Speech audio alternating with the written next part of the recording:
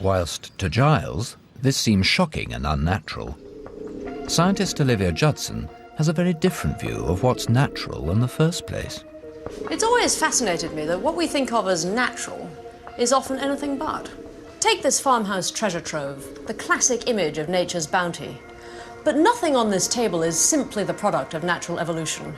We've been genetically manipulating fruit and vegetables for thousands of years. Take the carrot. Crisp, juicy, orange. But until about 300 years ago, carrots usually looked like this. White. The Dutch selectively bred orange carrots as a tribute to their royal family, the House of Orange. The pink grapefruit we eat are all clones of one original mutant grapefruit. We've forgotten that the potato was originally poisonous. The wheat was once just a scrawny, wild grass. Farmers have been interfering with nature for thousands of years. And on our farm, they are still at it. Next, Olivia is about to meet a new kind of chicken, which may come as a bit of a surprise. We've created a farm to bring together some of the most surprising creatures created by science. We humans eat 20 billion chickens every year worldwide. And to feed us, the chicken has been transformed in only a few generations. We want big chickens, so we've selectively bred them to have greedy genes.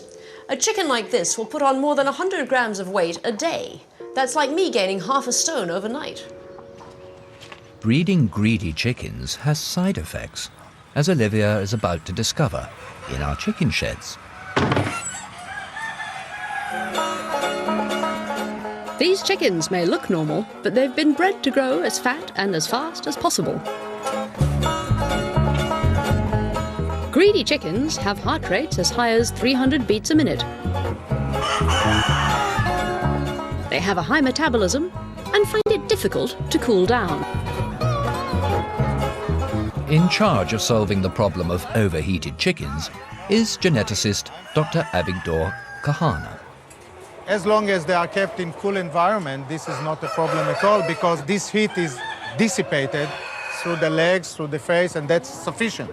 However, once the progeny of these birds are reared in the tropics in hot conditions, because the gradient in temperature between the body temperature and the ambience is so small, they can hardly dissipate the heat. So it's as if I go to the tropics wearing a fur coat. That's right. And I just can't get cool enough. That's right.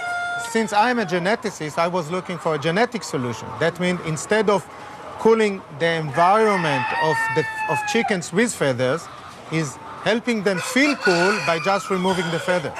So I decided to go to the extreme situation of developing broilers without feathers at all. Can we have a look? Sure, let's go. All right. Chickens without the gene to make feathers. I'm fascinated to see what they look like. God, it's hot in here. Yeah, it is hot. And here they are, the featherless chickens. They look like miniature dinosaurs. What we have here is that's the original mutant. This is a female. She's amazingly smooth. Yeah. It's quite extraordinary. This is the male. So And as you can see, no scales on the feet. Right. That's why the mutation is called scaleless. They've got little claws on the ends of their wings. You can certainly imagine them as little miniature dinosaurs. Yeah. Sexually mature males They're bright red. become red. It's an interaction between the sex hormone and the light, I see. which create this red So pigment. it's testosterone plus light Yeah, turns you red. That's right. These are adult birds. This is mature body size. They will never be bigger than this. When I started to cross birds like these ones With the ones with the ones that we saw. Well, they try to flap. They still know how to flap. they're rather sweet. Having successfully bred small featherless chickens, Dr. Kahana wanted to see if he could create a big commercial-sized bird. That was the challenge, and indeed we managed to do it, as you can see here. He's huge. This is an adult male. Huge. This male is identical in body size to the males that we saw over there in the other house, which have full feathers. The only thing that we changed is that we took advantage of this gene, the scaleless gene, that eliminates or avoids the development of the feathers And by doing this, we allow these birds to grow nicely and comfortably in hot conditions. These chickens are the result of Dr. Kahana's selective breeding program. And after 6 generations of mating the chickens with the featherless genes, this is what we've ended up with. I can imagine most people's reactions at seeing these chickens is one of revulsion. But if you were a chicken in 100-degree heat, you wouldn't want feathers, believe me. And anyway, they're not the first animal bred to have their natural covering removed.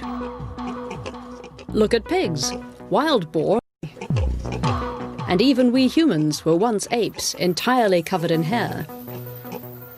So perhaps they're not as weird as they first seem. What is the future of these chickens? Are we going to see them in our supermarkets soon? Well, not in the supermarkets in the UK, but hopefully in the supermarkets in the tropical countries, in Nigeria, in Indonesia, where it's very hot. For these farmers, it's easier and more efficient because there's no need... You don't have to pluck them. That's right. There's no need to pluck them. The proportion of meat on these birds is higher.